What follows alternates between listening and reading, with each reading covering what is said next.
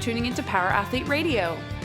When this week's guest and former teammate of John Wellborn graces us with his presence, no topic is too taboo. Kyle Turley can be described as many things: phenomenal athlete, successful musician, and outspoken American. However, these days Kyle has focused his talents and attention towards a greater cause. A vocal proponent for marijuana use, Kyle has been singing the praises of the natural substance for years. He's seen the positive neurological and psychological effects firsthand and credits much of his own personal brain trauma recovery to marijuana use. From doomsday tangents, politics, and family life, Kyle speaks on the shit that matters to him the most. Be prepared to be educated by the history and evolution of CBD, and as he puts it, there is no such thing as recreational marijuana use. Everyone is medicating some issue. Kyle also provides a compelling argument for combating the stereotype of, quote, stoners, most commonly associated with the substance.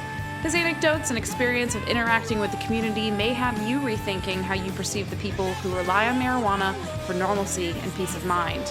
And you may notice the lack of formal introduction. Apologies for that, but as is the case whenever John and Kyle get together, they just kind of go. This is the world's premier podcast in strength and conditioning, Power Athlete Radio, episode 205. I'm smoking, going down the road.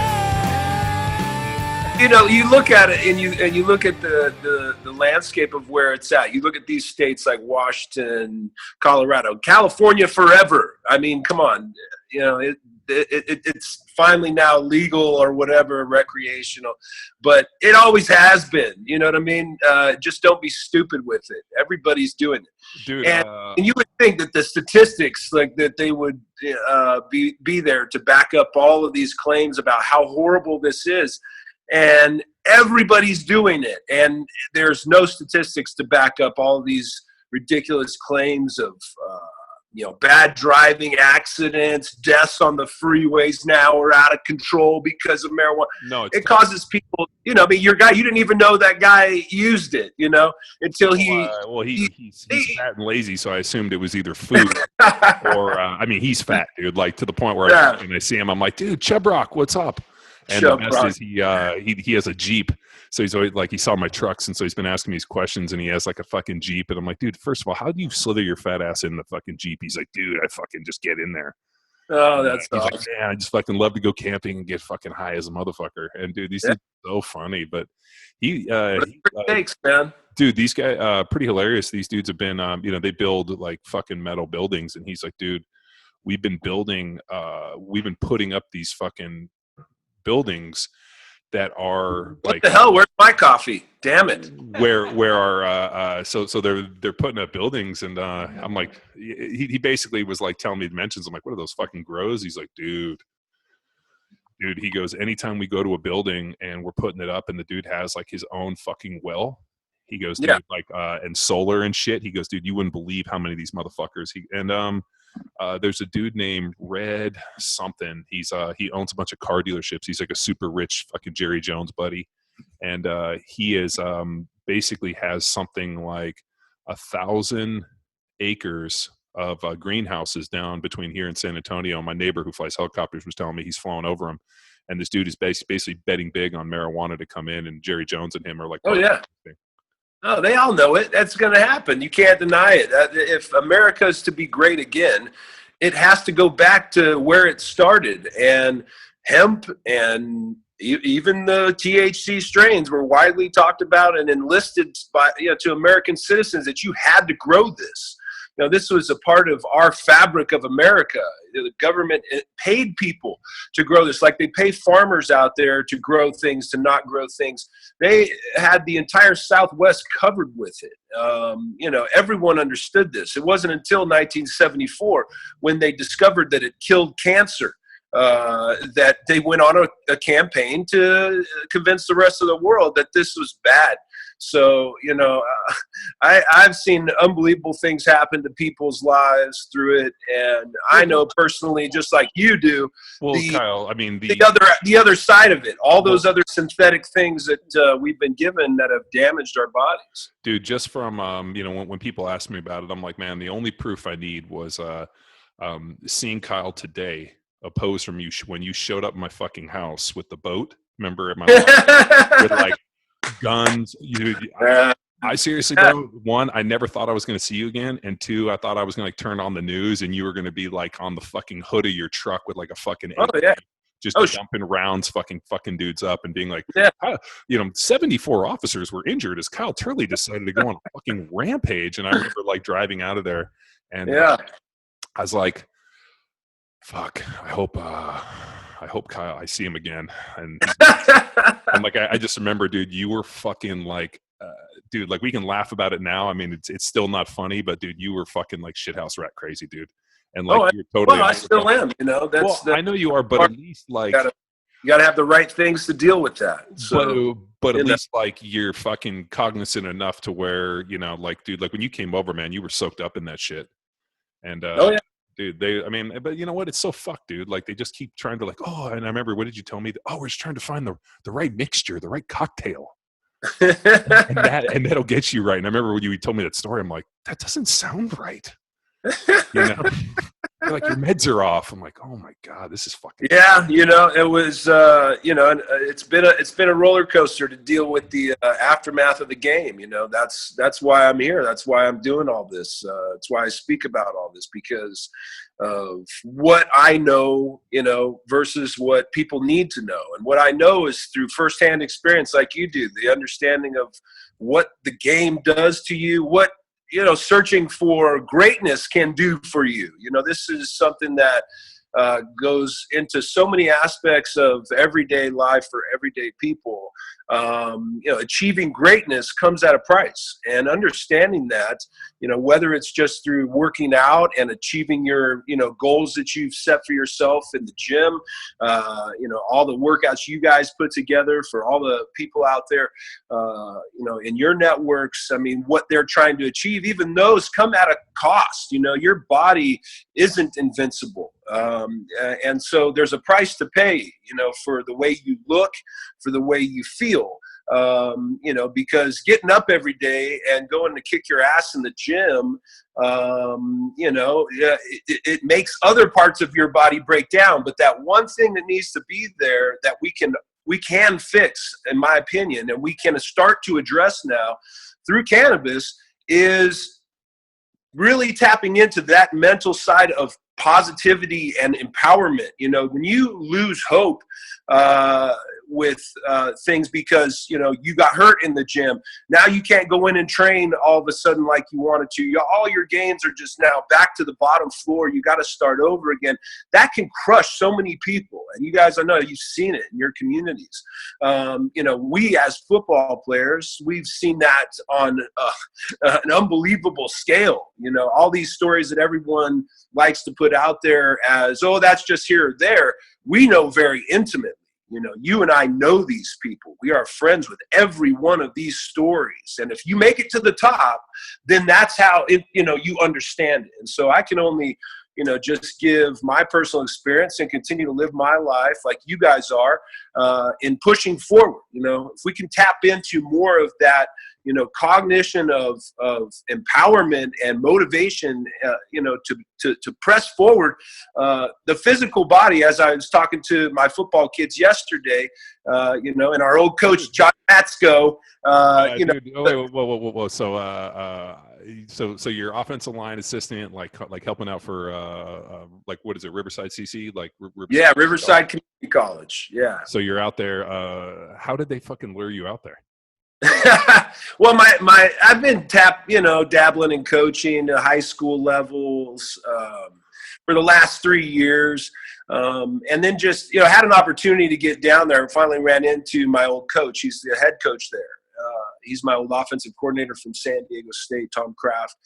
And so I was helping out at high school, kind of got tired of that, and just really, if I'm going to do this, then I need to go do it where I could be most comfortable. And so I needed to step it up a little bit and had the opportunity to be close. It's a 30-minute drive from my house down the street. So I don't even have to jump on a freeway.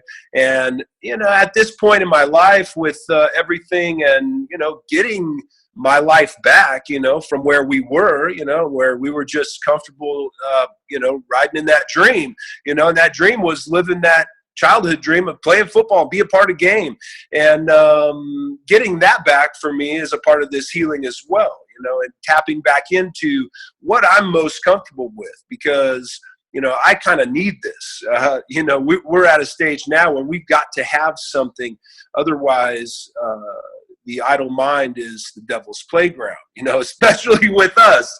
And, those crazy days are quite interesting if given the opportunity to have that, energy with nothing else going on in your life to keep structure and form, So I kind of need it personally.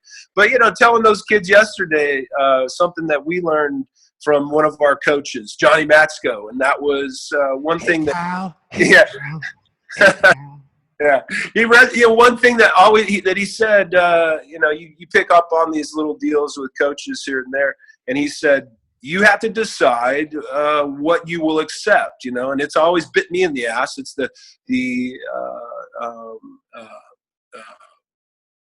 now I've blanked on it. What the price is that you're going to pay.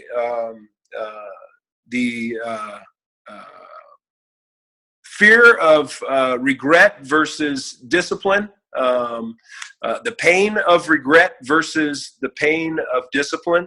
That was the gist of what he was saying. Because pain is going to be constant with injury and all these other things. It's never going to go away.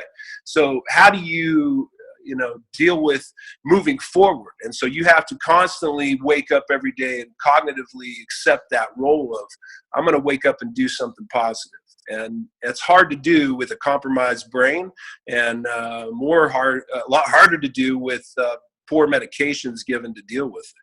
So when you're out there working with these young kids, obviously they're out of high school, want to go play at a Division I, Division II, Division III, try to get somewhere else. And what's their interaction with you, and how does it kind of go down? And is it something where, obviously they're probably, either late bloomers or kids that probably need to put on some size, that maybe have some skills that just, weren't coached, or, just out there. And, is there, I just kind of wonder if you're here you are as this junior college kid, playing in Riverside, and all of a sudden here's this fucking dude that was the number 6 pick overall in the NFL draft, who fucking played for a decade and was known for fucking checking helmets and fucking iron jaw motherfucker. Now they don't know. The kids don't know, man. Are they too young? They're too young. Like, they're just now starting to catch on and looking up on the social media and Instagram and all that crap. The head coach is, again, he's my old offensive coordinator from college. So, he talks about it a lot. I don't bring it up or whatever. These kids, it's cool, man. Actually, this level is actually really cool to be at, because these kids are hungry. This is their last chance. Junior college sports, this is your senior year, that you can do over again and hopefully get that ride. And so it's kind of cool being able to work with these young kids, because you can see it in their eyes. You're kicking their ass out there. You're making them run the bleachers and the stairs and do all the circuit training and everything. You'd be impressed with our program and how hard we work these kids. And you can tell, every one of these kids is out here because this is it. It's their last chance. And I kind of enjoy seeing that. You get to the D1 level, a lot of guys get comfortable in that they got a scholarship. You get to the pro level, certain guys with enough talent get comfortable because they know they can get by, and they got big contracts or whatever it is, and they got some security. At this level, it's really kind of an interesting dynamic in that these kids, every one of them, I look in their eyes and they're just hungry. They're like, this is it. I was talking to him yesterday about that, after practice, and you guys, this is it. This is your last chance. If it don't work here, you guys know that it's over. The dream is gone. You can't just come back and play this game. You can't play a pickup game and tackle football in the park. This game is over. So it's really cool. Yeah, I'm enjoying it.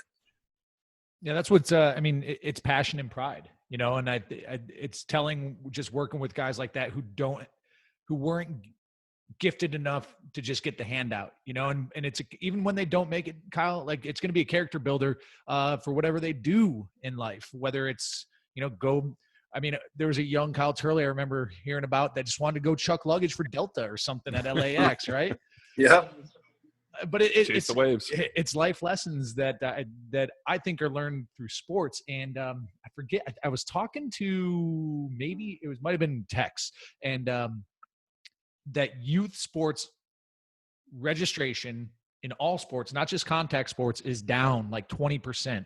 And, more and more PE curriculums are getting pulled, and that's high school and junior high and grade school.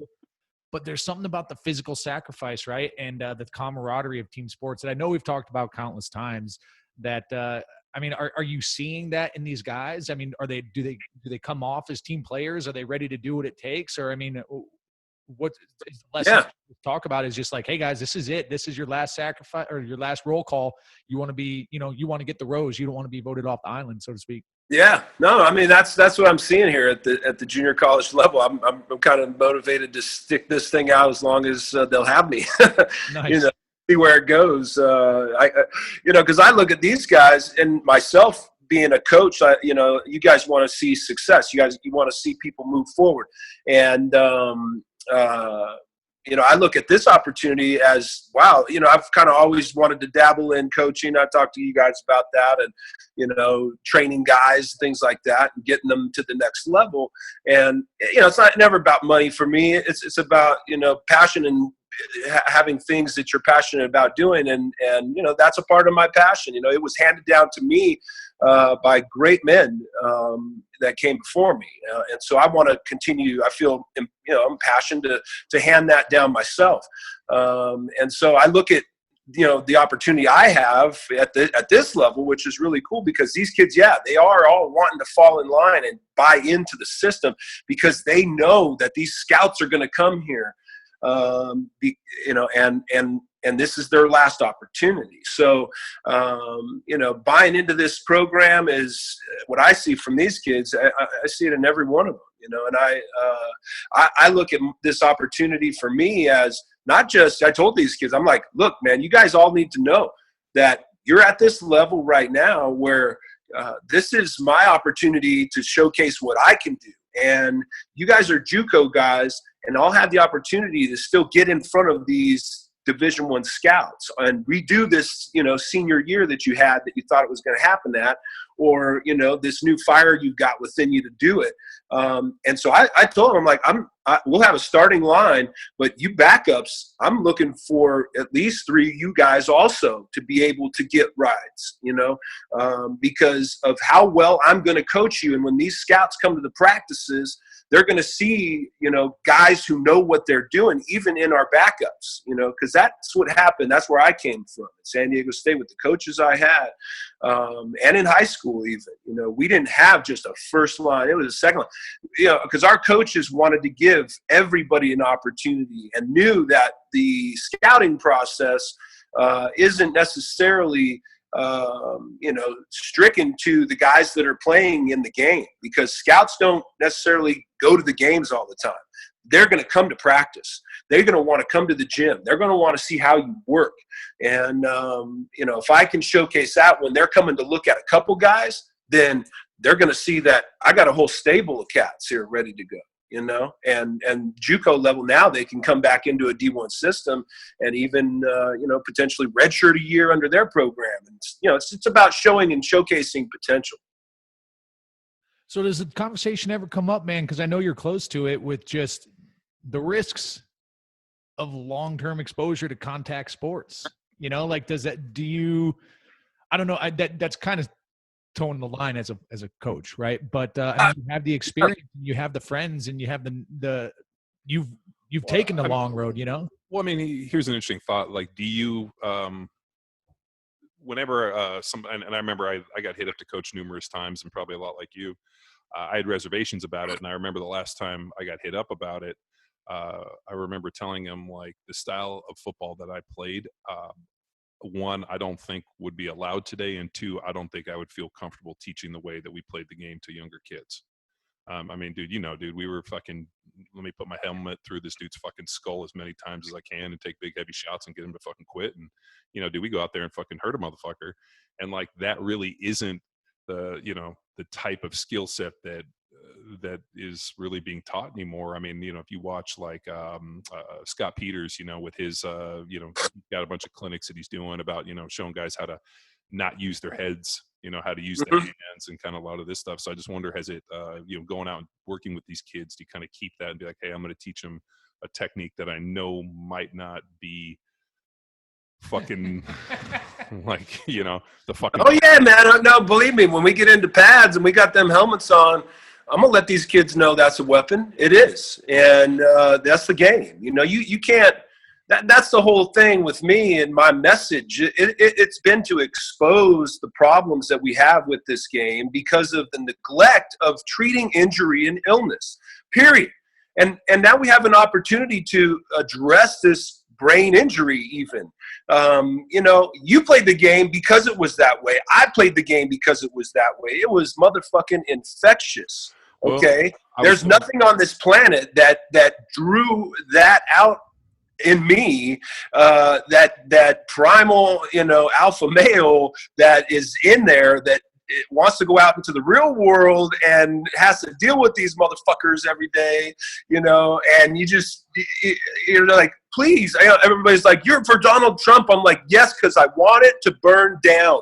I'm 6'5", I weigh 275 pounds, and my mom's like, are you guys stocking up? They're all Mormons, and they're stocking up their stockpiles of storage of food and everything for the apocalypse. And my mom's like, you guys don't have a food storage. I'm like, Mom, you honestly believe anyone is going to stand in my way of my family fucking getting to eat? I have a truck. I'm going to make sure it's constantly filled with gas, and I have a gun, and I am 6'5" and 275 pounds and a stone cold killer. I'm going to go to the grocery store, and just like I do every fucking day, and you're going to give me my shit, and I'm going to take it home, and if people come around my house, there's going to be heads on spikes. I don't need to live in this world, I don't need to live in this world that you people are all afraid of, so I got to get back to football. I got to tell these kids football is back, because in my opinion, what I've experienced through cannabis and what I know in the science of it and the people I've talked to the smartest minds in the world on this space. So I know we can resolve this brain injury. Dude, let's go down. But I'm definitely teaching technique and all of these things that I learned that keep you out of those scenarios more often than not. Because that's the game, and it's always been the same. Everybody's just gotten this cloud over it because what has occurred, everybody's gotten this cloud over it because of the exposure of CTE, the brain injury, the suicides, all these other things. Okay, so there's an answer. How do we resolve this? I'm trying to show it to everybody. It's here. So let's get back to the game. Let's get back to playing because we want these dreams to still be achieved. We want these, not at the youth level. We don't need to be having these little kids. The science says they shouldn't be playing anything with contact intentionally, until they're like 15 years old, because of the developing brain. So we got to be smart about that, as far as our youth. And that's our job as parents. I did not play football till my senior year of high school because of concussions. Nobody was talking about it. I didn't play it because of the guys on my team that were getting broken arms and legs and fucking blowing their knees out. And, guys are getting paralyzed out there every year, and you see that shit. So, you understood. We always have that this is the most dangerous game on every play. And so that's why you pray before you go out on the field and you pray afterwards, right? That's the reason. It's not for thank you for the win and all that. Thank you that no one died. Even if you don't even believe in God, might as well do it. I don't want to break dude, I know dudes who are atheists. We're like saying the Our Father, and I'm like, listen, and they're like, dude, because it's a miracle. It's a miracle. Some of these games and some kids are like, it's a miracle. Nobody died. Dude.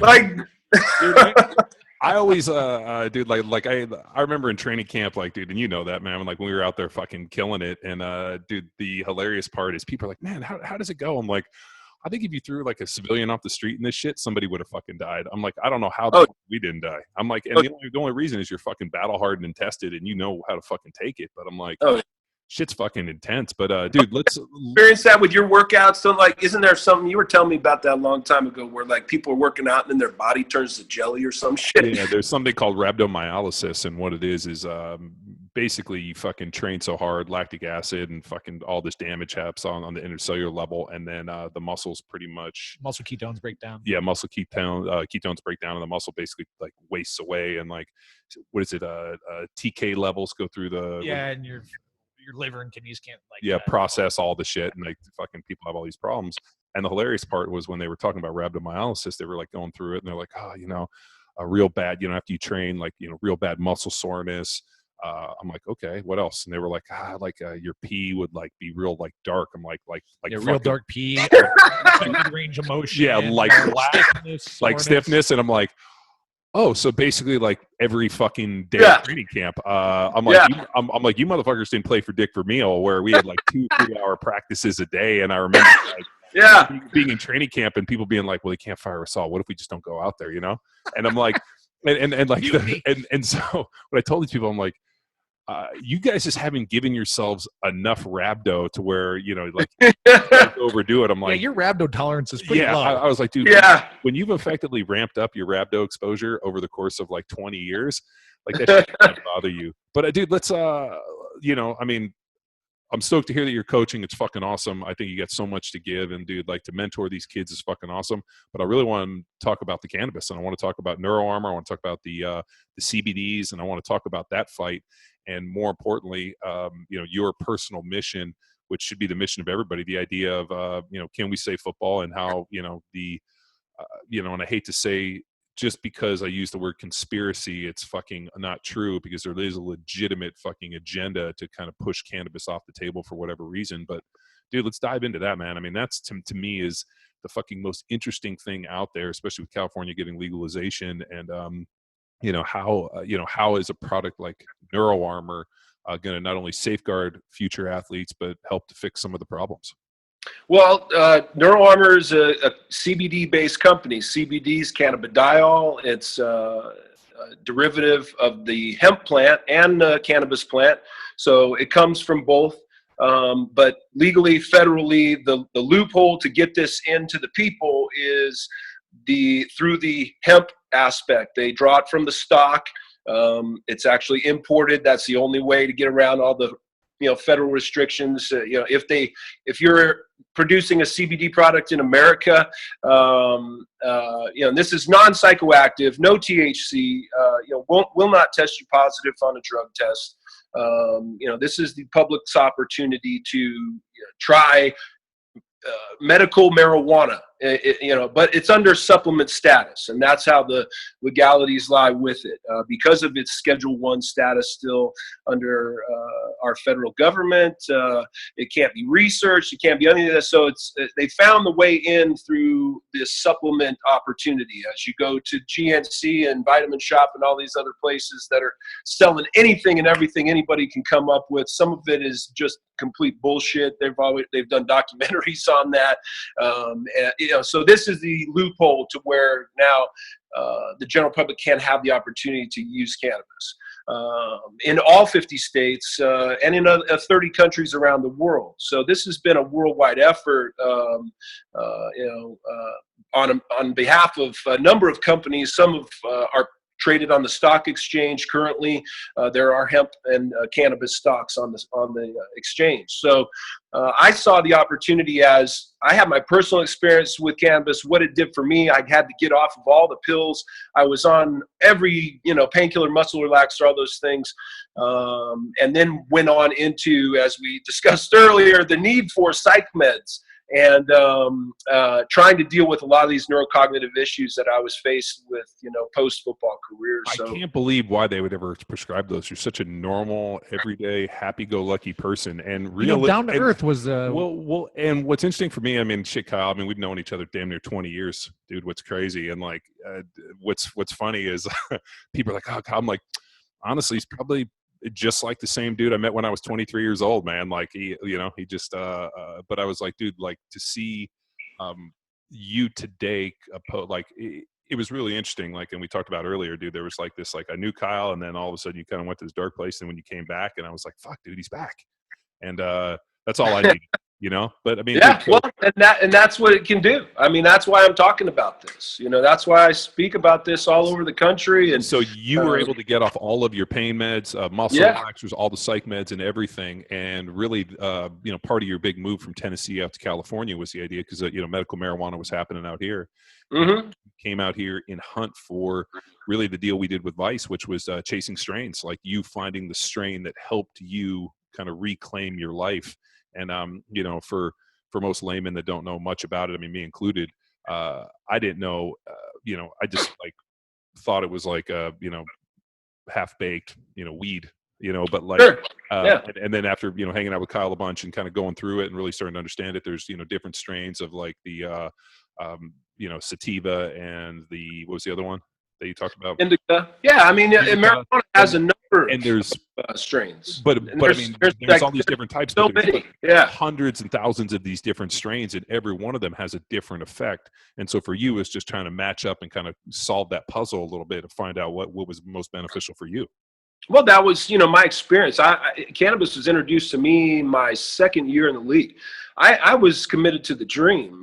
So that meant, abstaining from everything in college. I didn't do nothing. You knew me a bit. And, early on in my career, I up until my second year in the league, I only used what was prescribed to me. I didn't drink. I was a designated driver. I didn't go on spring breaks. I didn't do nothing. I trained. I to be a top 10 pick in the draft, I knew what it was going to take, and that was a total commitment. And so that was my life. And then when my second year in the league came, I was going through some personal issues off the field and starting to have a number of other neurocognitive issues. I started having vertigo issues really strap into my career. My rookie year started having vertigo episodes during the season, and wasn't understanding where that was coming from. I'd go into the trainers and they throw me in a dark room in the training room and tell me to go to sleep. I mean, I was puking everywhere. I'd have to have somebody drive me in. I couldn't make it. I had to call the trainers and they come pick me up, bring me into the training room. I'm just throwing up everywhere. And they throw me in a dark room and tell me to go to sleep, and they go to practice and they wake me up afterwards, and then I'd be fine. And there was never a discussion of why that was happening. And that continued to happen every year at every team I was on. And that was, almost, and I know it now, to be intentionally suppressed as to why, because they have me tested for everything else but the things that you should test someone for that's having these types of symptoms, for like Meniere's disease or things like that, where people are having constant episodes of vertigo. You should automatically go in to get a brain scan. They just tested me for hearing. They tested me for balance. They tested me for all these other things, and then tried to explain it to me that, well, there's these granules in your head, and they've kind of gotten knocked off a little bit. I'm like, well, what does that mean? Okay, I have an imbalance, Anyway, so it was just suppressed. I had all these things happening. My career extended towards the end in 2007 there, last season in Kansas City with us. And I was having vertigo episodes constantly, dealing with it almost daily. And couldn't do things in preparation for the games anymore, smacking myself around a little bit, getting that fire built up. Couldn't do that without throwing myself into a dizzy fit, fearing every play that I went out on the field that I was going to pass out, or get knocked out, because I had concussions over my career.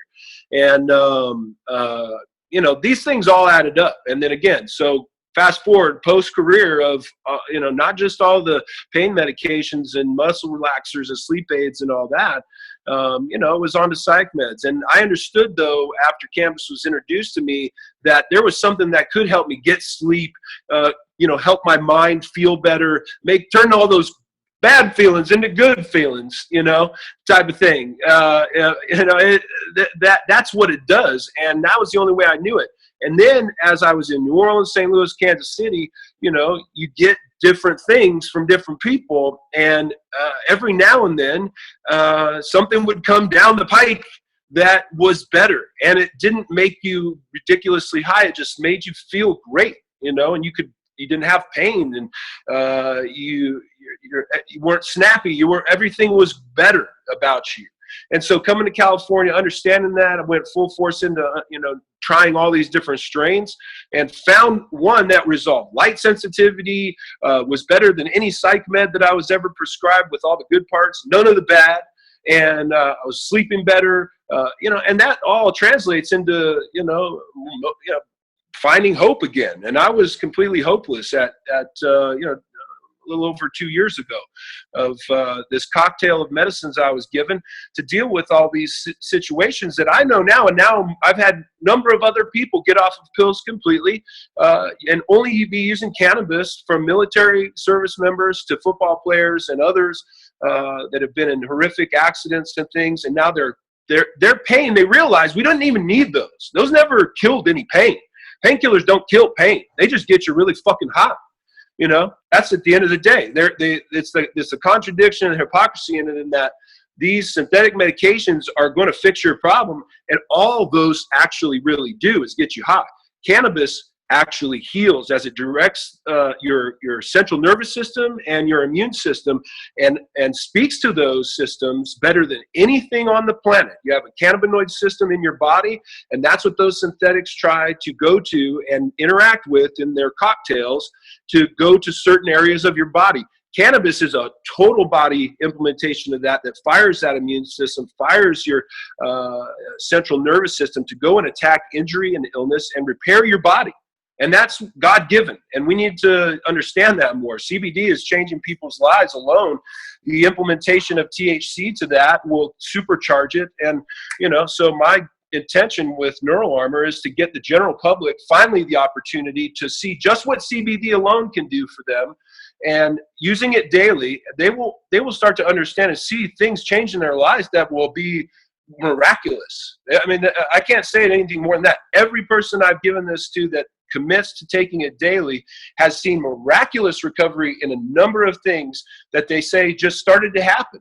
And it's nothing that gets you high or anything like that. The only thing that really crushes and immediately has an effect on is anxiety, which is a huge thing with people, and sleep. Immediately you'll start sleeping better. Immediately you'll have, less, if not zero, anxiety. And so, the other things that it starts to address speaks to the science of it and how it goes to address your entire body and start to heal yourself.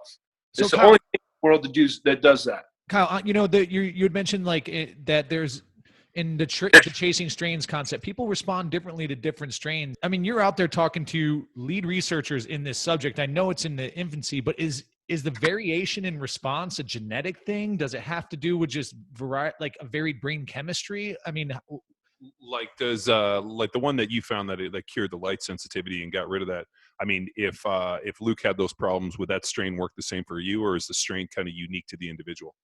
I think it's a bit of both. But is that like a genetic thing, or they even think? No, I did do research. Some strains have almost inflammatory effects. Others have anti-inflammatory effects. Right. And so you use the indica strains, and some of the indica strains, those are the ones that make you really sedated and really high, and that's where you see the bloodshot eyes, and that's where you see the, just kind of puffiness, a bit, and that's where you see your individuals that are really heavy set, and, the guys that sit around and eat potato chips. Yeah. You talk to people that smoke sativa, and they're active, they're up, they're alert, they don't look high, people don't know that they are, and when I found the strain that resolved my light sensitivity, I did more research on it, and those sativa strains are the ones that they prescribe and have been for years to glaucoma patients. Mm-hmm.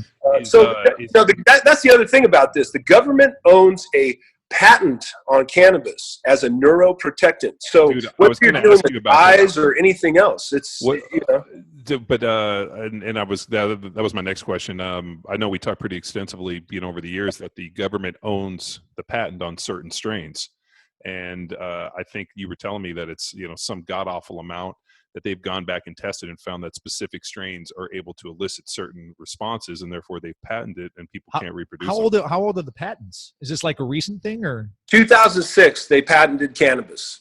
Because of social media, all these other things, it's starting to creep out. And there was a court case won by the hemp some of these hemp companies that have been out there pushing for this legislation to pass. Where my interest in the whole patent is not that, when did that take place? It's that it actually did. And the thing that they kind of say is like, well, the government can patent this or that, if they want to, just on a whim. They got a lot of patents. So I've done a little research. Not one of the psych meds I was prescribed, and not one of the synthetic medications out there prescribed to individuals dealing with Alzheimer's, dementia, and any other neurological disorders does the government own a patent on as a neuroprotectant. But they have, conveniently enough, patented cannabis as a neuroprotectant. What does that red flag mean to you? Well, it means everything to me and what I know personally. So I'm trying to, let the rest of the world know this. And there is an opportunity. They left the door cracked open to see who was at the door, and it's going to come right in. At the end of the day, they can't stop this. This is God. This is not me. This is not my story. There's millions of people benefiting from cannabis. This is a plant that grows from the ground, and I can only speak to, my own personal, attachment, because, getting yourself back, you also get your spirituality back in many ways. And I cannot help but look at this as, this is God talking, today. These are the gods upset with man trying to be God. And in our whole, mythology background and all of our Viking culture and stuff, I can't help but, tap into that, know that the gods are upset with what man has done. And this can't be stopped. This is going to help people. It's going to save people, that we are letting millions of people around the world suffer when they don't need to, with something that is so easily produced. And not only on the medicine side, the things that this has conspiracy theories around on. Oh, dude, I love it, dude. Industries and manufacturing side and all these things. Conspiracy, we talk about global warming and these Al Gore's new movie. Like, motherfucker, if you're actually going to talk about some shit that means something, then why don't you expose what you know about cannabis and why it's been suppressed? Because that alone, cannabis could save the world medicinally in human medicine, and the advancement of it and how it can resolve these issues in our bodies and help live longer lives. And then on the aspects of global warming, where it can produce the most powerful fuels, the strongest materials. It was used around the world as such for millions of thousands of years. It's been here since we've been here, and long. Well, before. You know what the preferred fuel for diesel engines is? Mm-hmm. Hemp fuel. 100%. Yeah. That was huge. No doubt about it. Yeah, like when they originally went at the diesel motors. But I mean, okay, so anyway, so this is a question that actually I've never asked you, and I have always been fascinated. So you first dabbled and first had I guess what's the word? Like, you first tried marijuana with the second league in the NFL, or second year in the NFL. Mm-hmm. Yeah. And you said, so you go through it, and you'd smoke, and sometimes you had no idea, just whatever came down the pike. And you said that over the years, certain things made you feel pretty good. And then, you probably did that recreationally or for whatever reason, and then kind of adding those pills on top probably exasperated. Do you think that if you could somehow go back in time and have the right strains earlier on, when you could have stayed off the painkillers and potentially healed some of a lot of the damage that had been done playing? Oh, 100%. 100%. To what I know about the science of this, and my personal experience also of how it's allowed me to, I got a plate and 10 screws in my right ankle. I got 2 broken toes. I need 2 new knees, a new right hip. I need another back surgery. They want to fuse the whole thing together because it's so fucked up. I got my left shoulder is completely bone on bone from 30 bone chips in there that I took out, and nothing else is left. And everything else that hurts from all of the joints that we've got in our bodies. You wake up with it every day. I don't have to tell you. But I don't take an aspirin. I don't take a leave. I don't take anything. I don't take supplements anymore. I drink maybe one protein shake a day. And I've eliminated every supplement outside of vitamin D in the wintertime because I don't see the sun as much, and honestly, I'm healthier. I haven't been sick in over 2 years now. I give this to my kids. They're the only kids at school that haven't been sick this whole winter. Well, you probably also don't give them fucking what is it? Flu fucking vaccine. The flu. Yeah, no, they don't have to. They're not getting it, and we've kept them away from my kids don't get sick either. I don't give them that shit. Yeah, John. Before we switch gears, one thing I do, I just don't know what our listeners like, where their minds are at. But what I thought was really fascinating is, our number one intern, Big Fish. Remember him? He was talking about how Mrs. Big Fish had suffered from maybe some anxiety or some sleep issues, and she was taking all sorts of shit from driving. So just remember, she would get terrible anxiety. Yeah. And so, and this is just a gal, just a mom, she's a mom, and then Newport Beach housewife. So she pops on the CBD and has the shocker. I'm Kyle. You're like, no fucking shit, but amazing results. Then it goes into the Newport Beach Moms Club, and then all of a sudden all the moms are taking it and they're feeling better. Everything, all the biomarkers are lining up, and it's just what was crazy about that is these are just normal people. Because I think some listeners hear Kyle, and I mean this with the utmost respect, Kyle, but you're extreme dude. You're on the tail end of a bell curve. What? Oh. So, but normal people do this shit, man, and it's helping. And I've heard it firsthand, and so it's opened up my eyes and changed my perspective for sure. It's and if you think about the way it's always been spun for us, I can remember being in elementary school and them showing us all the anti-drug videos and self-esteem, and the first one they always talk about is how marijuana is this gateway drug, and if you smoke weed, then a week later you're going to be fucking freebasing heroin and fucking injecting fucking heroin needles into your penis because all your veins have collapsed. And it's not that fun. I've tried it. Yeah, and what's pretty interesting is if you go and you were to look at the research, and you were to look at people that have hardcore drug users, and if you have polled them and said, hey, what was did you start with heroin? They'd probably no, I started with something and I progressed. But I wonder, is it? I mean, that's like saying every person that ever had a beer decides to fucking be a full blown alcoholic. Right. I just it's fucking amazing that they've effectively created this propaganda. I mean, I remember the this is your brain, this is your brain, this is your brain on drugs. I mean, they're doing that again. That's a brand new commercial. They're doing it all over again. I saw it the other day. The same one. The eggs in the frying pan. I mean, but how do you I guess the big fight is how do you remove the stigma around marijuana that we've been basically pushed on us for the last 40, 50 years, the dazed and confused, the lazy pothead, and this. I mean, all of these fucking stereotypes and just marketing that's been pushed on us where, if you're smoking weed, you're, some fucking lazy Rastafarian who just wants to sit around and eat Cheetos all day. How do you fight against that? And necessarily, and I know you're doing it. I mean, I know with the CBD, with the education, things like the 420 games with NeuroArmor just app, but really just what you're going out there and just kind of being the front of this thing. And for those of you guys don't know, there was a Vice deal that Kyle did, and we actually Power Athlete and myself were featured on it, talking about training. And how do you really go out and dispel this kind of and try to shatter these fucking preconceived notions about marijuana? It's a difficult process because obviously the element is always going to be there that the media can focus on and make it look bad, and so that's been my charge, is to be a middle of the road average guy. I know I'm not average. I know I'm crazy. I know I'm all these other things, and I played pro football. But at the end of the day, I'm speaking about this as a dad, as a father, as a husband, somebody who wants to come home after his day and not yell at his wife and yell at his kids and be there and be conscious of life and not be detached from it. I take my kids to school, I'm involved, I'm coaching, I'm doing all these things.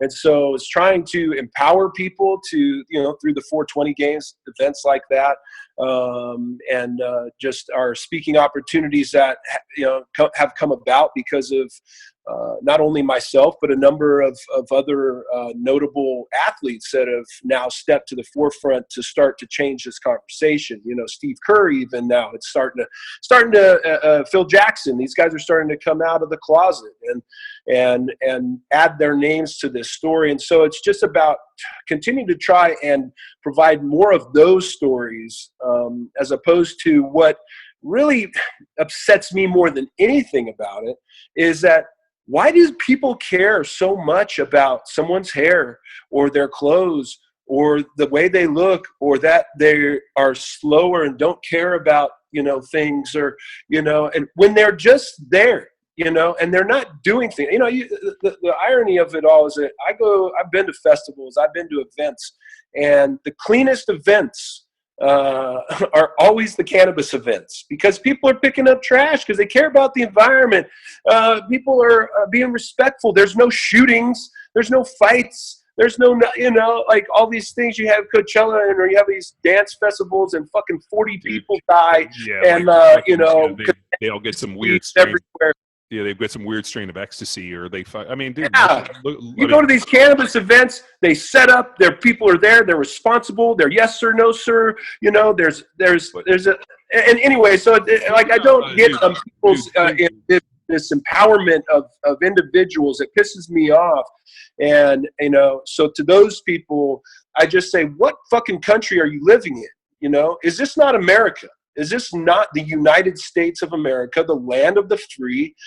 We've got servicemen and women and just every day our neighbors. You know, you tell me if you've got a stoner, you know, neighbor that's not, you know, using it to be a gangster or whatever and, you know, live this lifestyle. They're just using it every day, and they believe in it, and they believe in love and peace and happiness and weed and the whole deal. You know, no matter what they look like or smell like, what kind of person are they to you? You know, have they ever done anything to you other than that they're just there?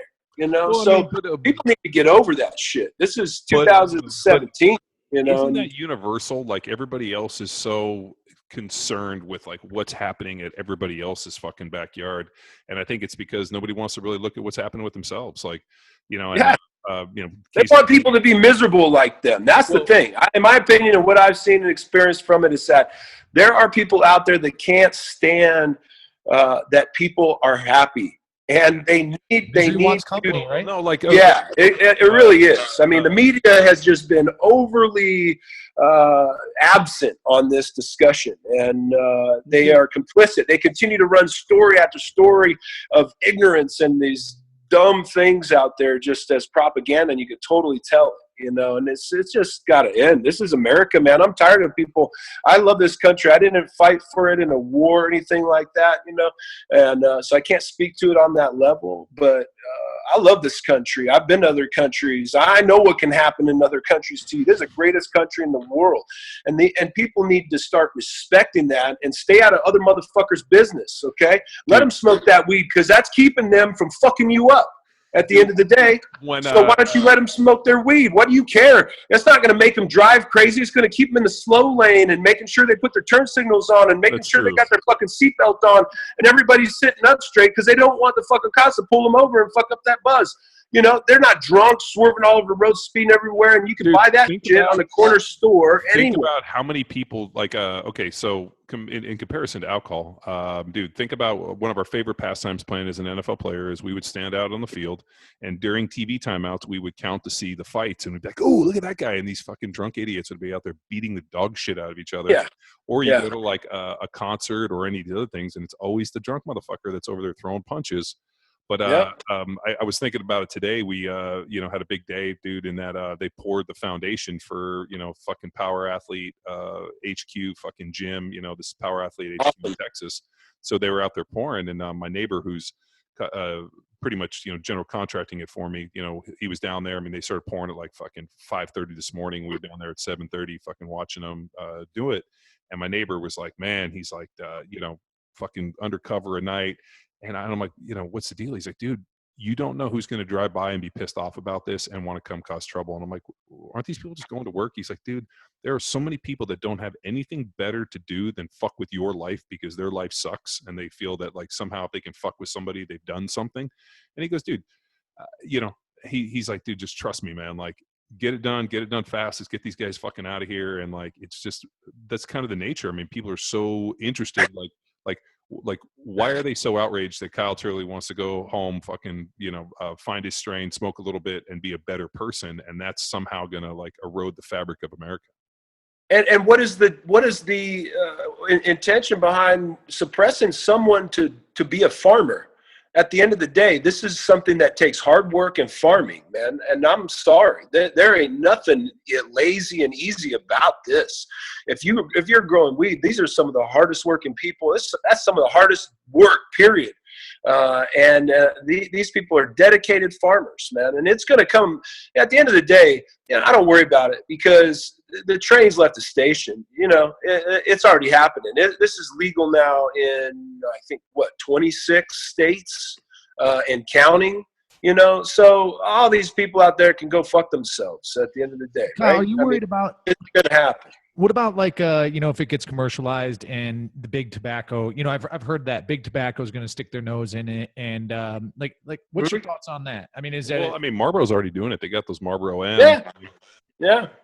I mean, they're already doing it. Everybody's doing it. Quality is going to be the factor. These people don't know what the fuck they're doing. They'll be able to pay some people to figure that out. But at the end of the day, it's going to be like any other industry, and you're going to have your craft beers, your fat tires that are up in Colorado that are going to blow up, and you're going to have your people out in Northern California. It's just like the wine industry, and they're going to run things, and they're going to have their signature deals, and that's going to be worth something.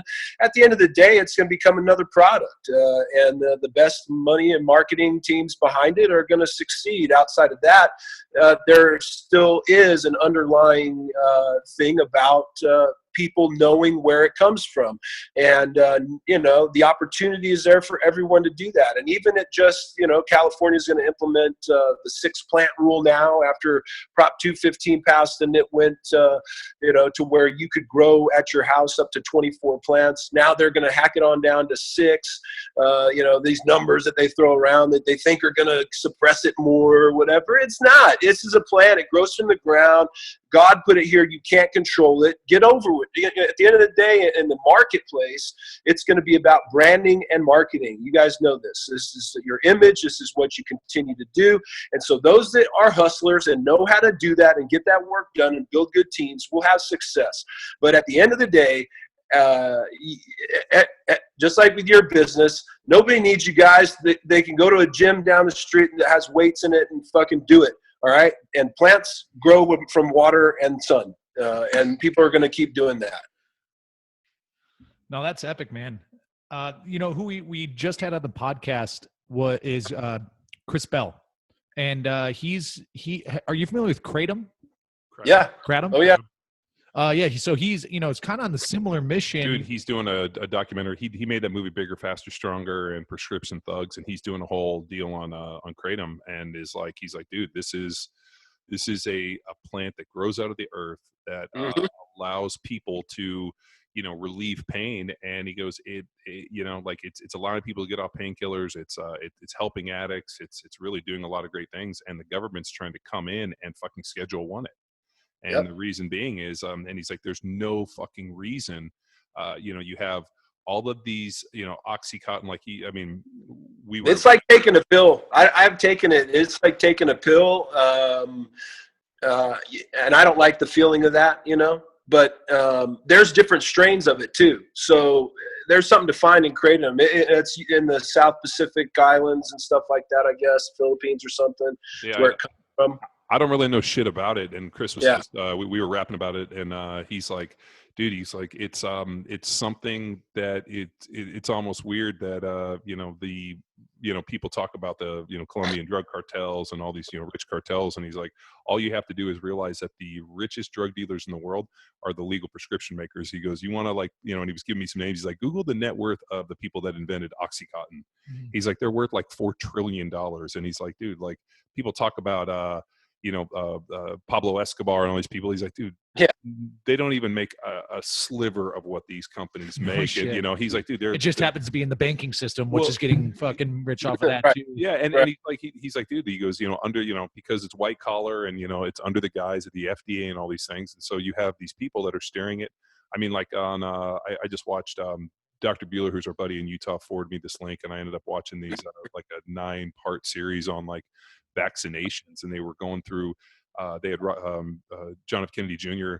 Going through the vaccination deal, where he was like, up until I think it was 1987, they had a deal where there was some recourse for people that had been injured for vaccinations, and after I think it was in 87, they put a bill that was like the vaccination bill, where they basically gave immunity and like fucking carte blanche to the drug companies, and we went from like I think it was like 4 vaccinations up to like 40, and he was just going through, and it was just pretty fascinating to watch. But just looking at the power of money in terms of the FDA approving different drugs and then putting things in schedules and doing this, and then looking at it and saying, if your drug gets on the vaccination schedule, what does that do? And there was a guy, and I think he was like, his company basically was able to get on the schedule. I mean, the dude made like, sold it the next day, and it was $128 million to him personally. So, I mean, he's like, with this big in numbers, I mean, there has to be something that's driving it other than just goodwill. And unfortunately, what we know about money is it's rarely goodwill. So, yeah, I mean, what's complicated shit, right? Well, I mean, if you think about here's the government or the FDA and all these companies that, with big lobbyists, big money left and right. And all of a sudden now you have a situation where here's a plant that grows out of the ground that theoretically you can take that alleviates a lot of the problems that are already put out there. It's kind of like, diet stuff. You're like, oh, okay, well, this drug Crestor is able to reduce my cholesterol. Or you could do this, holistic way where, maybe you eat a little bit better, exercise. Yeah. And, like to me, it feels like, well, look what crazy pills. Look what they did with, you're talking about kratom. We're talking about cannabis. They tried to do the same thing with omega-3s. People don't. No shit. I don't know that. So what happened? Yeah, they tried to make omega-3s illegal. That you couldn't sell it. Well, they sell pharmaceutical omega-3 fish oil, like omega-3s. And they want to take that off the shelves in stores. They wanted to get omega-3s off the shelves in stores. So it's not just cannabis, these plants, these things that have, because kratom's got psychoactivity side effects as well. It's real sedative. How does it differ from cannabis? I mean, the powder, you don't smoke it, you ingest it. But is it a similar kind of plant? No, in like to cannabis? Is it? No, this is just strictly another herbal. It doesn't. The thing about cannabis, whether it's THC or just CBD alone, is that it speaks directly to your cannabinoid system. We have an element, that's one of the things exposed on the Chasing Strain series, was when I had the opportunity to sit down with Raphael Meshulam from Israel. He's been funded by our own National Institute of Health for over 50 years on his cannabis research. And he discovered over 30 years ago that we have in our body a component, an element called they classified as 2-AG. That component is our own cannabis. If we could harvest that from our own bodies, it's like stem cells. It could be re-injected into our cannabinoid system and supercharge the opportunity to heal and recovery process and curing disease and all these other things. And still to this day, over 30 plus years that they discovered this, it has not been implemented in one human trial study. This is not a plant that comes from the ground, as you're watching the series. This is something we produce inside of our own bodies. This is one of our own cannabinoids.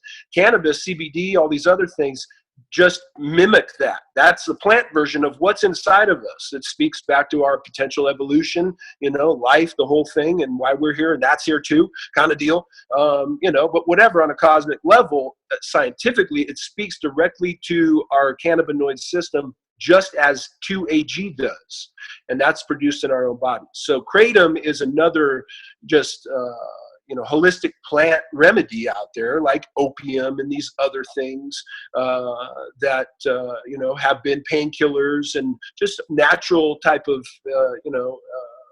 applications for dealing with pain and injury and all these other things, depression, that mushrooms can help, all these other things. And some of those other things speak to your cannabinoid system and all that, in ways.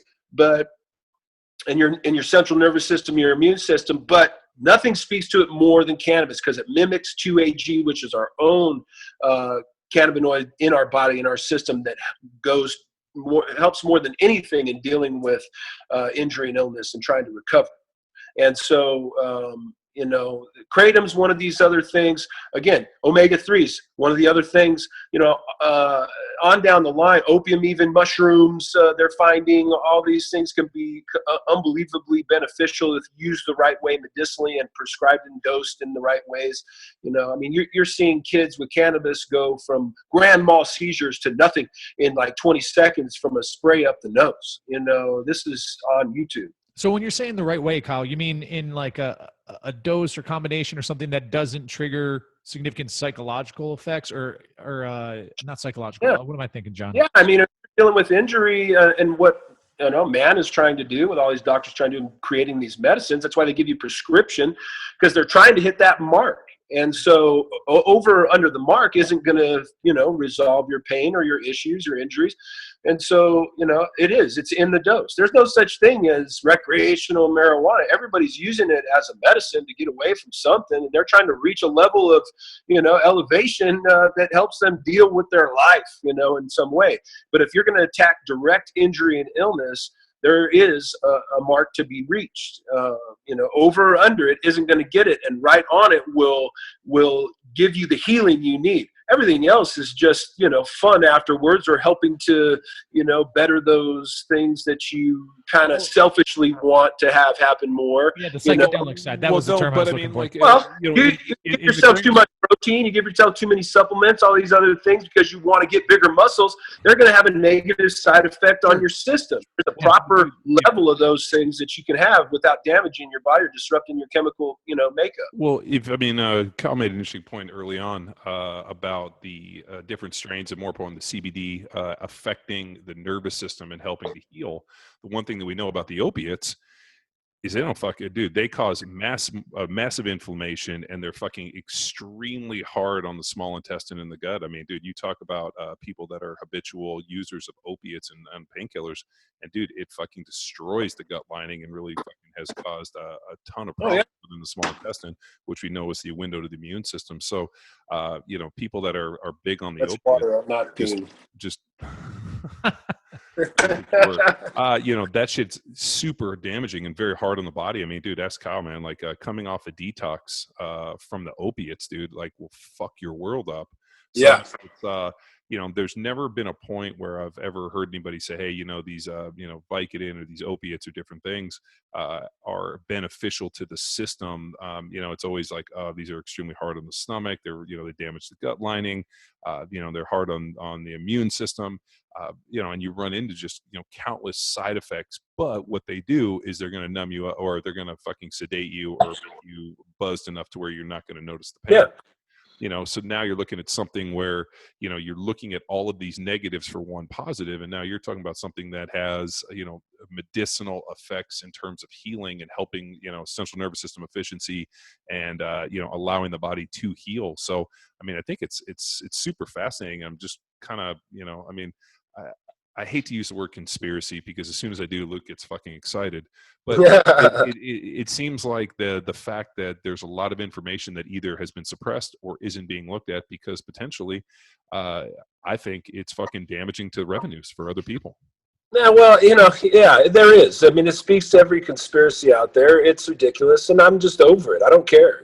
This is going to help resolve the situation with our suicide rate of our military servicemen and women. This is going to resolve the suicide rate of our brothers in our football community, and this is going to resolve the suicide rate across the world. And at the end of the day, I'm trying to save lives, and so I don't care about what anybody conspiracy is anymore. It's about exposing the truth. I appreciate you guys having me on to talk about this because that's what's going to change this as we come back to that topic.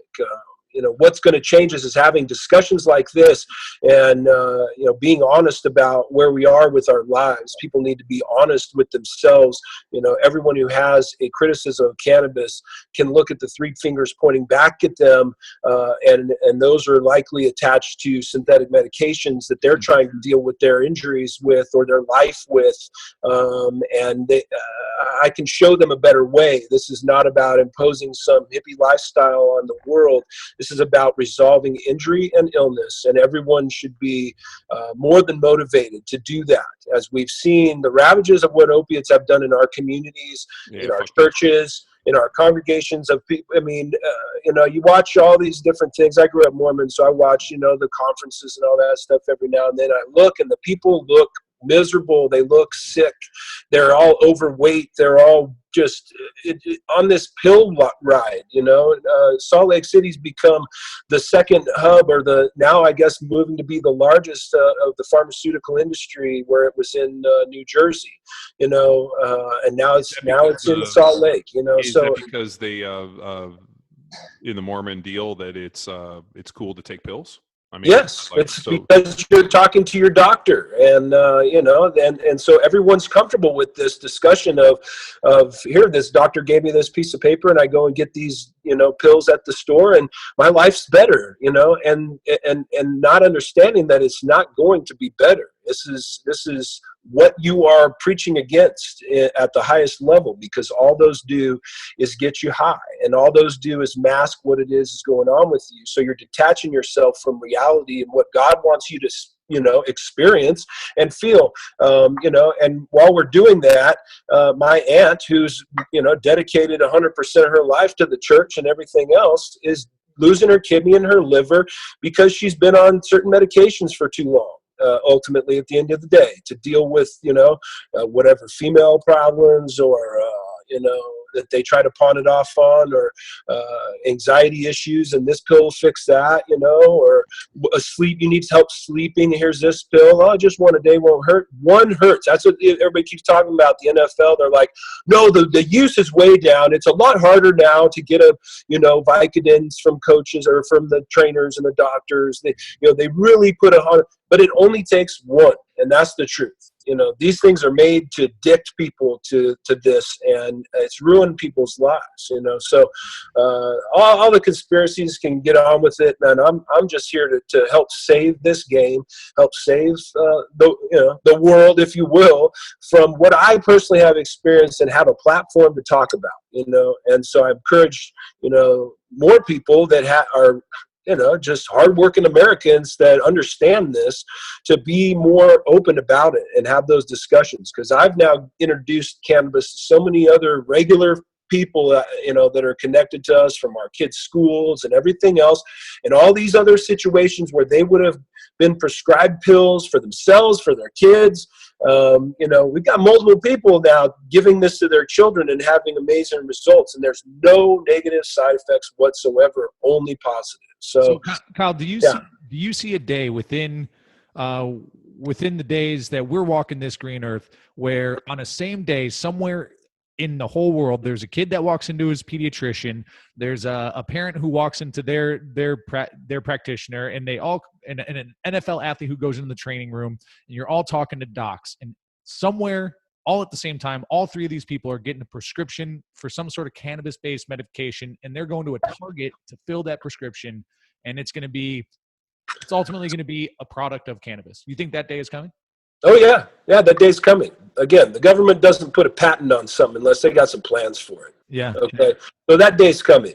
And the beauty of it is that that can come, and, those who, they'll have a window of opportunity before everybody really wakes up and understands that, that they can do it themselves. They can make their own cookies for their buddies, and all these other things that they can do. But who wants to put that work in, man? We want to go to the gym. We want to live our lives.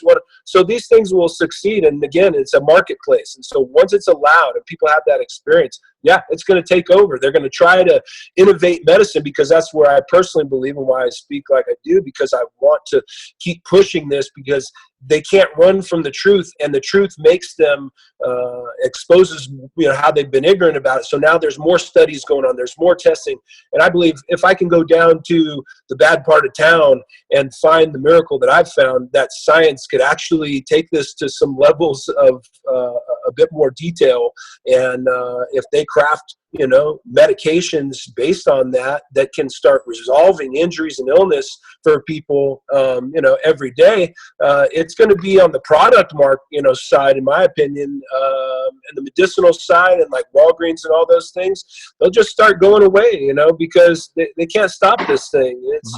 It's infectious because it works, and it's healing people and saving people's lives. And at the end of the day, they're just building a new Walgreens down the street from me. And there's going to, this year alone, there'll be probably, 20 people in my community that will die because of that Walgreens opening its doors. That's the reality people will start to wake up to.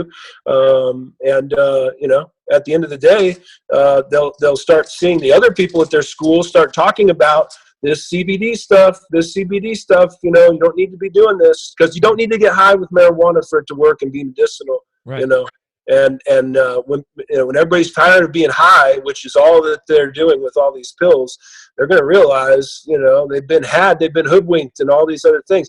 I think they're just going to have more ways that they can start implementing medications that you can't grow from the ground, and start putting, the real things, which is what cannabis is going to do for the rest of the world. It's going to make them start, because that's the only way they're going to monetize it. Stem cells, all these other things that you can't do in your backyard or your garage. You're not extracting stem cells from yourself.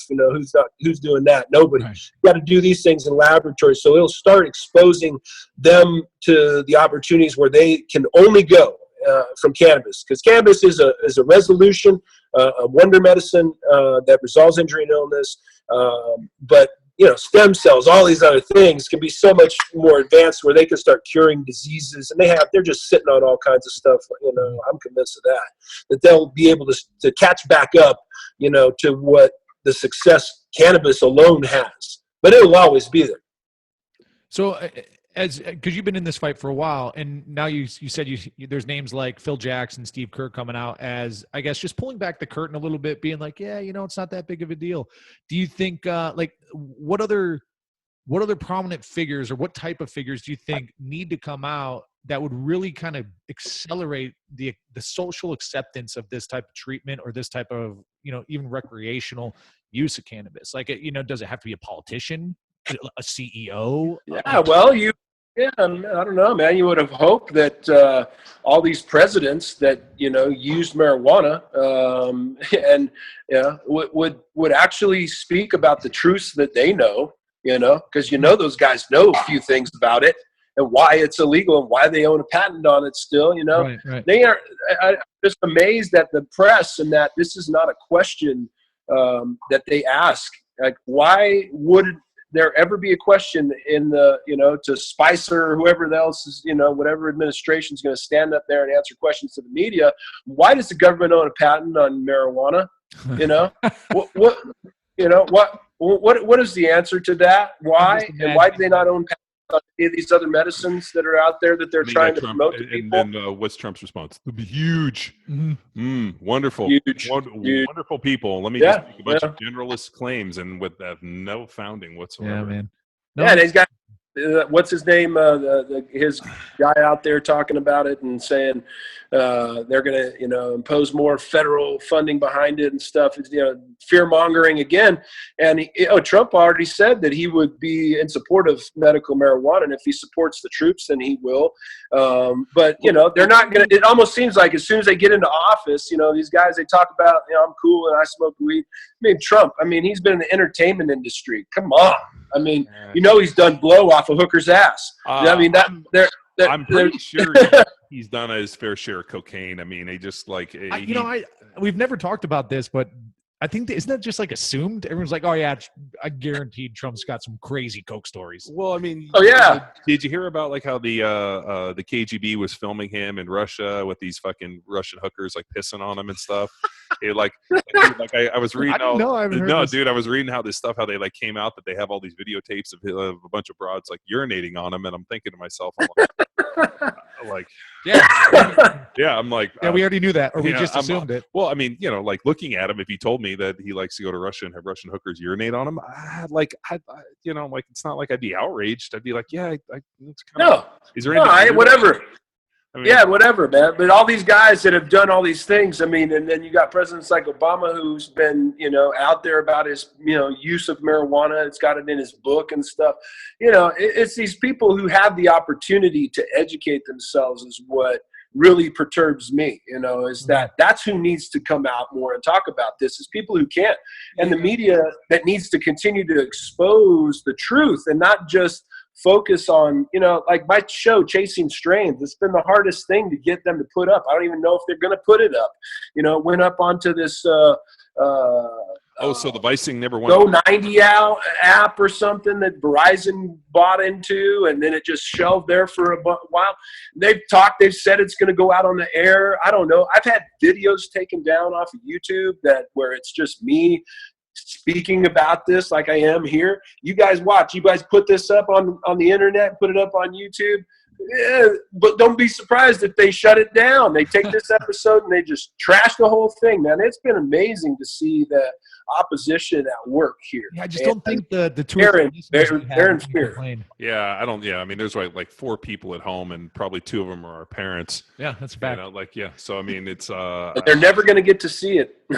Nah, you know what, dude? We'll keep putting it up. One, because I think NeuroArmor is a badass product, and I think it's killer that you've taken a step in that direction to kind of decriminalize it and remove some of the stigma where you're like, hey, you know what, we're going to find a way for this to be 50 state legal and for people to find the medicinal parts associated with cannabis.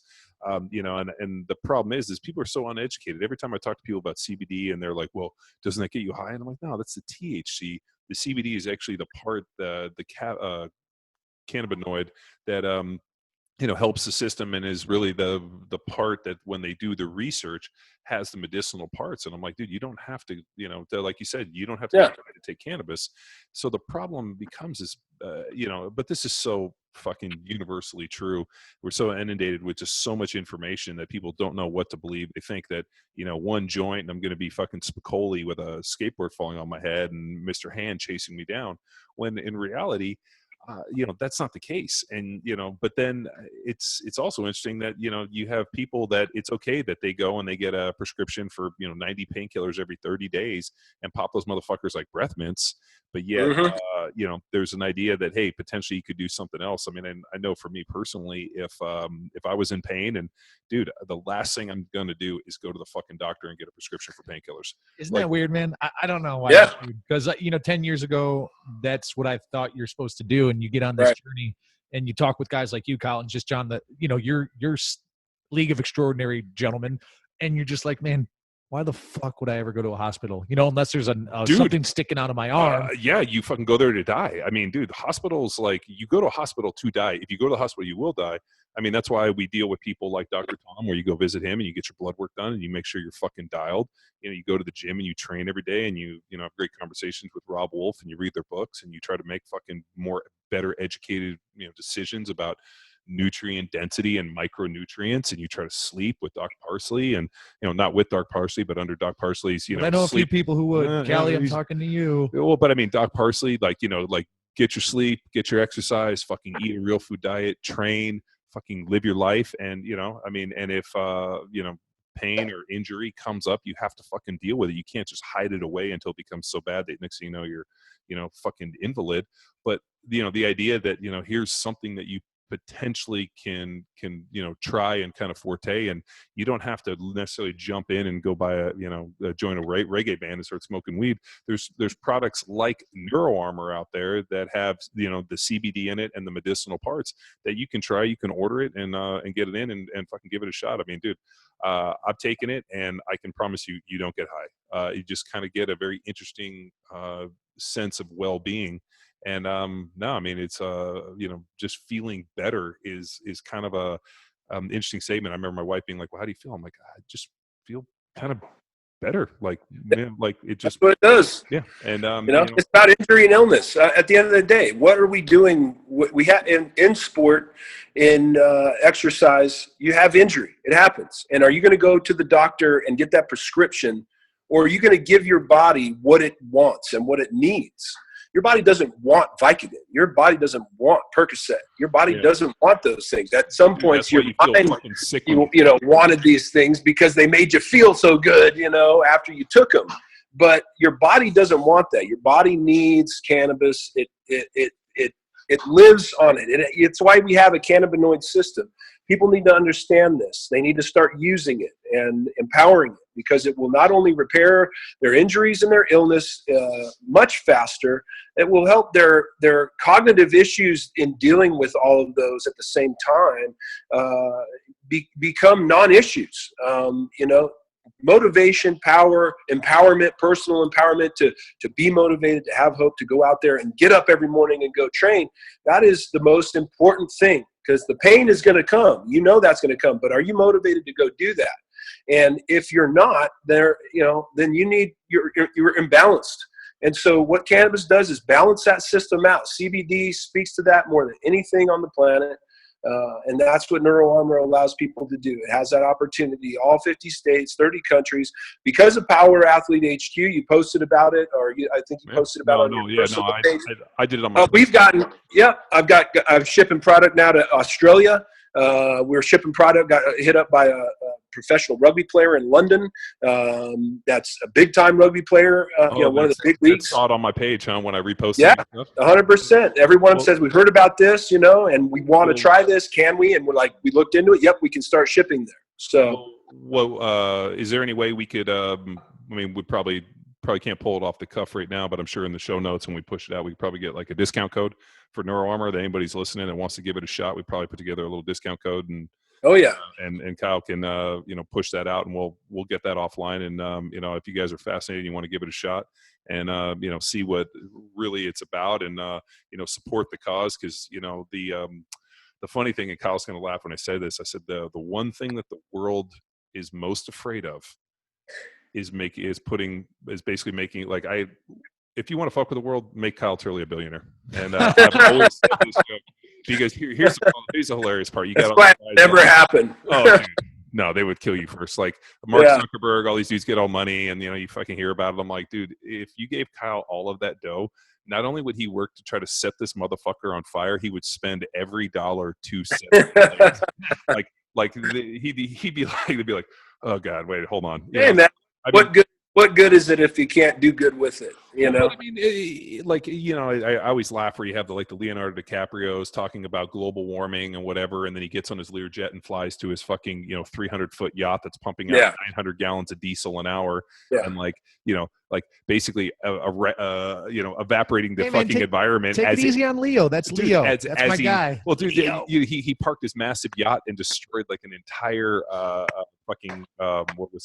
reef, but he needed a place for his boat, so let's kill the reef. Like it's just, there's so much fucking hypocrisy in this whole thing that it's and they're leaving out the discussion. Every one of them is leaving cannabis out of the discussion, and that's the thing. People need to get exposed on that. They're all using it, and they need to understand it and what it has the power to do. It's not just this recreational thing that they wanted everybody to believe in, and that it just gets you high. There is something to be with cannabis that can resolve so many things in our society, from global warming to injury to illness, all these diseases that are getting cured with it today. And these people need to start speaking up about it, because they're being quite complicit in the ignorance that's being spread out there by not doing so. And, it's all the cancer groups, now we have a whole month of that, or during football season, everybody's going to wear pink about cancer and all this and that. But they prove that it kills cancer. Cannabis kills cancer.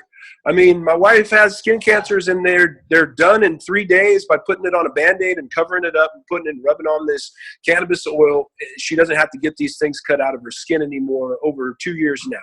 It was every year having to get things cut out of her, and all the chemo creams and all these other things. And now it's 3 days with the cannabis oil under a Band-Aid. Pull the Band-Aid off, Not there anymore.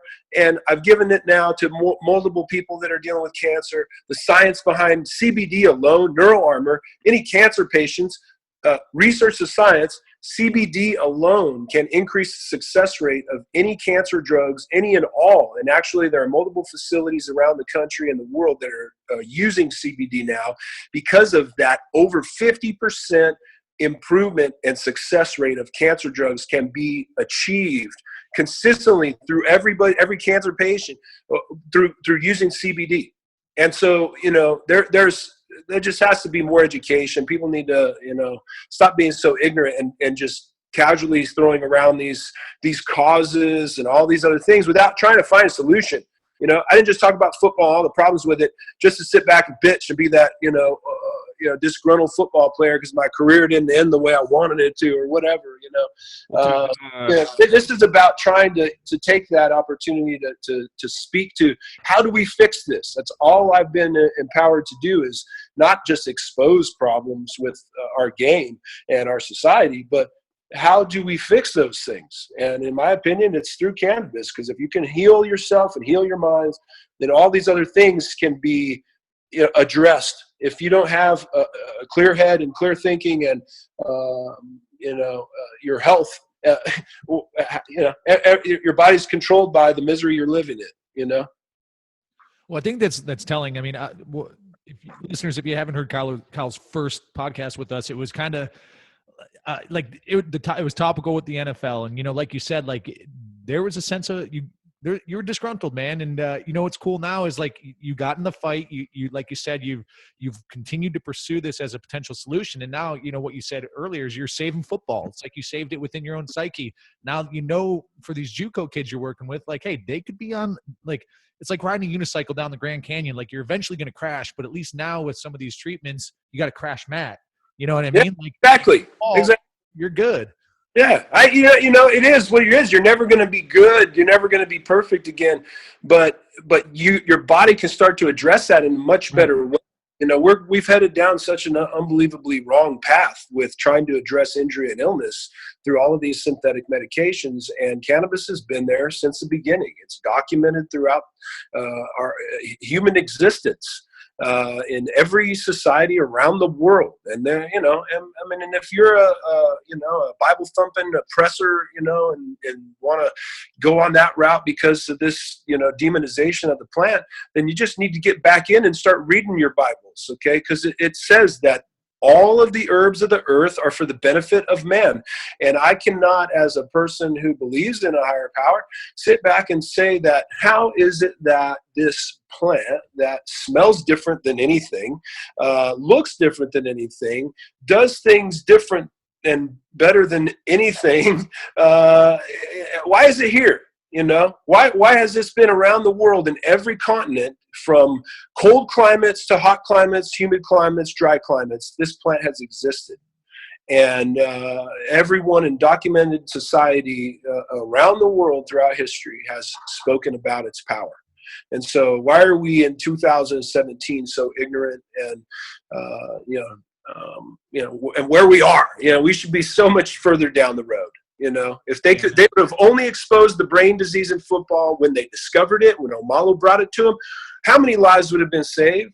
If we have the opportunity to resolve injury and illness without these synthetic medications that are killing everybody, statistics are there to show it. Even in prescribed dosages, you have over 45 Americans a day dying just because of those prescriptions that they've taken to a T that the doctors have prescribed them. Over 45 to 50 Americans die every day because of that alone. When are we going to stop the cycle? And so, through taking care of yourself, working out, eating right, diet, nutrition, exercise, and giving your body what it wants and what it needs to recover from doing that, and living your life and just living in general. This plant was made for us, in my opinion, and I think the science speaks to that, and I think that spirituality speaks to that, and everybody needs to understand that. Neural Armor gives them that opportunity, and any other CBD product that they can get their hands on will do the same. If it's a quality source, you're going to have an experience. I challenge anybody in your community to order Neural Armor today and have it delivered to your doorstep, and try cannabis and do it consistently every day, and just sit back and watch the things that are going to start changing in your life. You will not be disappointed. I can guarantee you that. And more so, I would challenge any one of your listeners or viewers to take that challenge up and prove me wrong, because I guarantee you won't. And that's I don't guarantee things in life, but I've seen this enough throughout the communities I've given it in, and people I've given it to, the circles I've given it to. And I challenge any one of your listeners to prove me wrong, including yourself. Yeah, dude, there you have it. I mean, dude, Kyle, we were like 15 minutes in, and I couldn't help but throw up on Instagram like another legendary episode, man. I appreciate you taking the time, and like, dude, the message is clear. Give it a try, give it a shot. I mean, there doesn't seem to be any significant risk, right? No, I mean, I think no, there's no risk, zero risk. Well, I was going to say, how many people a day die of cannabis?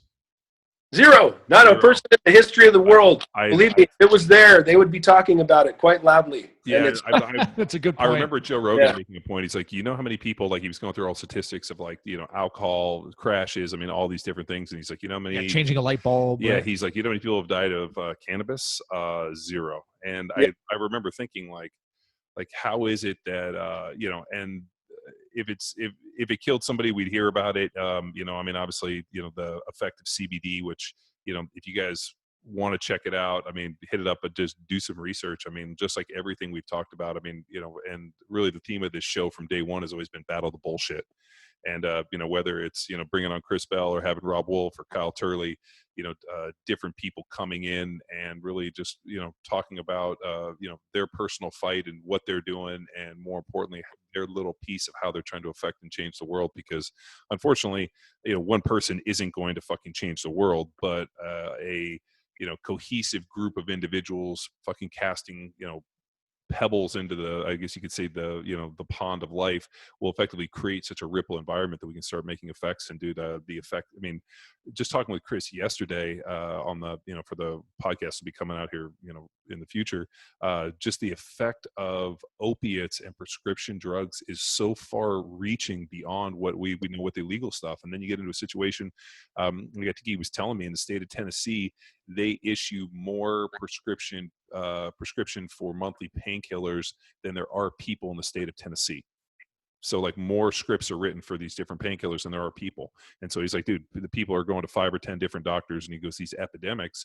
And then what happens is they're like, oh, it's the illegal drugs.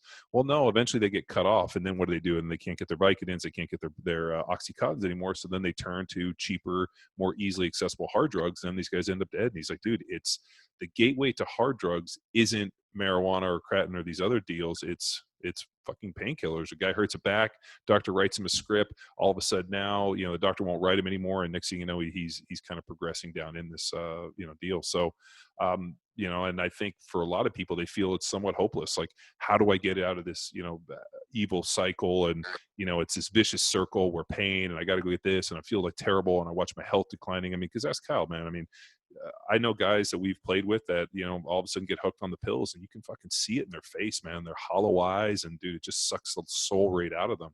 And I think for a lot of people, they don't know how to get out of that vicious cycle and really fight out of it. And I think, products like what Kyle's talking about with Neural Armor and just other ways with cannabis, is definitely an option, and I think one to be explored, and I wish more and more people would explore it, because, dude, it's a way better end game than what we're seeing with the prescription painkillers. So I mean, which is unbelievable to me that they are handing these things out as readily. And I mean, dude, let's not make any illusions here, dude. We played in the NFL, and even though they're claiming like, oh, it's hard to get them, dude, you remember how easy it was to get that shit. After games, they would come around and be like, hey, here's your script. You got injured, and they hand this stuff. And I'd be like, what the fuck am I going to do with a box of 30 of these things? Yeah. Throw them in my bag.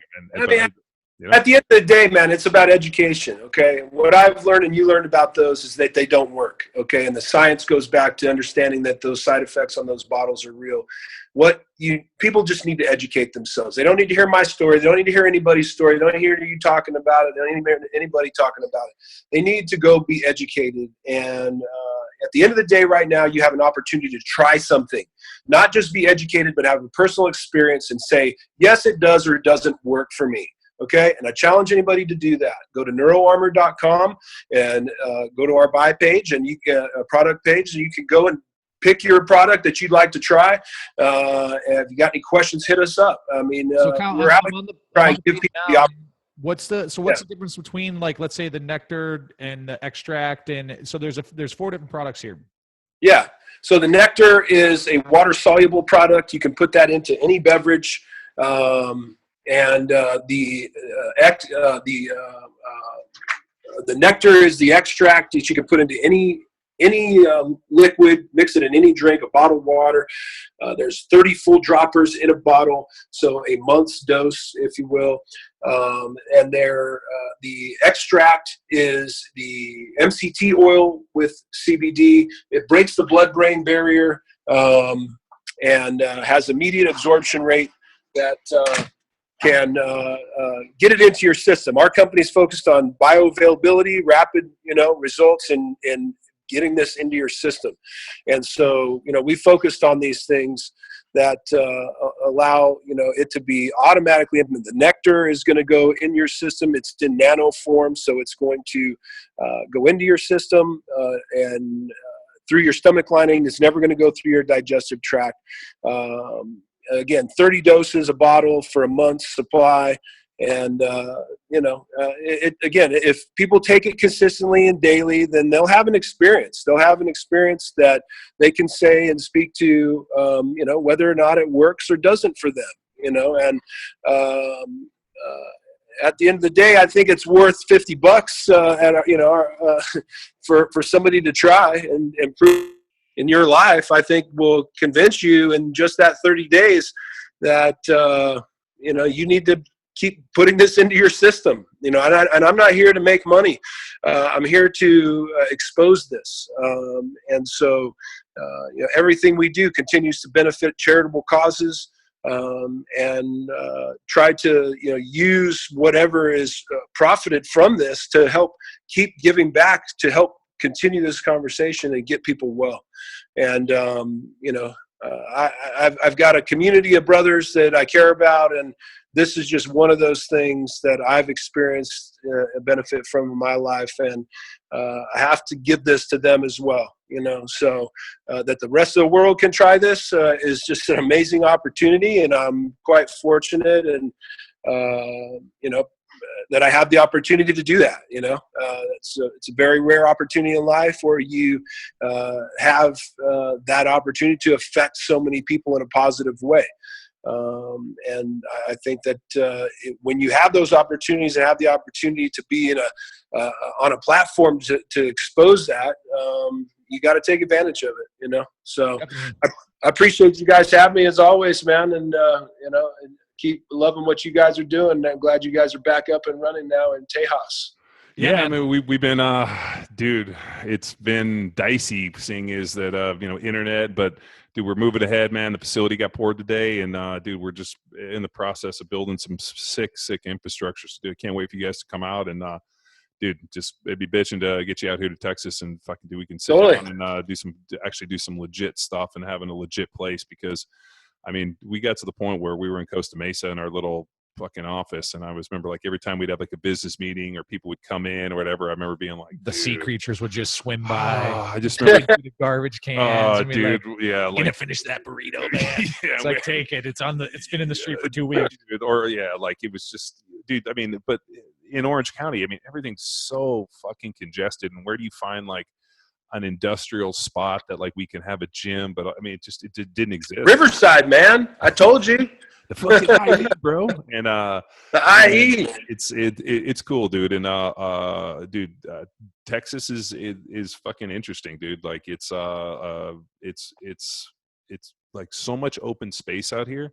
It like kind of reminds me when we lived in the Midwest. I mean, dude, you know, we lived in Kansas City and you live in St. Louis, and like to have this much like open space, it just, after living in Orange County, living in the flight path of John Wayne, I'm just like every day I'm like, God, thank God I don't live in that shit anymore, dude. Yeah. And like I have to go back for my actually, dude, my workman's comp case is going to hearing, and I got to go actually to court. They didn't settle after 7 years.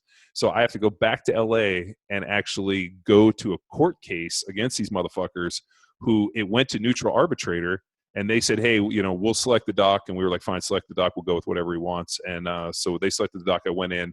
The guy basically wrote a you know, hey, like, you know, give me, or I guess a more favorable response. They said, no, we don't buy him, and we want to go to course. So like now I got to actually go back to LA and go to this fucking court case with these fucking douchebags from the NFL. So yeah. what I'll do is I'm going to come out a couple days early. I want to swing by and see you, and shit, if you're out there coaching, I'll fucking come out and fucking yeah, man. Talk come some talk shit to to my you. guys. Yeah, come talk to my guys and get some Power Athlete HQ advice. Which is need- yeah. Well, I'll just tell them Kyle Turley stories. There you go. Motherfuckers, I like to say no one's coming to save you, but Kyle Turley is here to save you. Well, and if you let him hang around long enough, he'll eventually create his own rock band. So like my favorite was like Kyle was like in training camp, and like he's like, man, it'd be great if we could like get some instruments. Next thing I know, like I'm like downstairs in the lounge, like after practice I walk down, and Kyle, I hear this like 1, 2, 3, 4, and all of a sudden fucking Kyle is like over there playing guitar. We got like one of our D linemen on the drums, and these fuckers had put together their band in like training camp, and I'm like, yeah, what did we get a rock band? Kyle's like, I did it every year. Bring some fucking equipment over, and dude, we were fucking jamming. I'm like, yeah. And the better part was I didn't go downstairs for like 2 or 3 days. And then all of a sudden I went down there and they had like a full fucking studio down there. And I'm like, it's like the fucking power of Kyle Turley. And that was the only way to make it through training camp, man. That was I might have to regale them with the story about one of the first times we hung out, and Kyle got this new Mercedes, and he's like, jump in. And then we're on the freeway, and he's like, this fucking piece of shit, it has a rev limiter at 180. It won't go faster. And we're on the freeway, and he's trying to get it to go. And I'm like, I just met him. And like, it's like first time we hung out. I'm like in this car, and I'm like, fuck it. Like a CL fucking 50, 60. Dude, doing like 180. He's like, fucking piece of shit. They won't get the rev limiter off of 180. As we're on, like I want to say it was like the 8 or the 405 or the 5. And I'm like, oh. The good old days. Yeah. Those were the good old days. And I look back and I'm like, and the better part was I was like front seat strapped in, being like, yeah, this thing is a piece of shit. It won't go faster than 180. Downhill. Let's get it downhill. Maybe You need to call. I was only trying to impress you. That's all. With all your muscle cars and shit. Dude, you didn't have to impress me. I didn't have anything at that point. I was just a fucking schlub. So. Not true. Awesome, man. Thanks a lot, dude. Yeah, good to see you, amigo. Guys, man, thank you guys for having me. Great to see you guys back up and running, man. Can't wait to watch what you guys are going to do down there in Texas. I know that's going to be great, and looking forward to it, man. Keep posting pictures of the facility as you put it together, man. I'm excited to see that. Yeah, dude, it'd be awesome, man. Miss you, amigo. Likewise, brother. Love y'all. Take care, man. All right, see you. See you, brother. Peace. Now it's time for you to empower your performance. Enough chatter about the benefits of CBD. Try it for yourself at neuroarmor.com and start sharing your experiences, which either confirm or dispel the myths of stereotypical marijuana use. Remember to follow Kyle Turley on Instagram at Kyle_Turley. And do you remember your first taste of edibles? John certainly does. Dude, I still laugh at that story where I was sitting there watching the movie, and like midway through the like opening credits, I'm like looking around being like, is this the longest movie you've ever seen? Until next time, bye!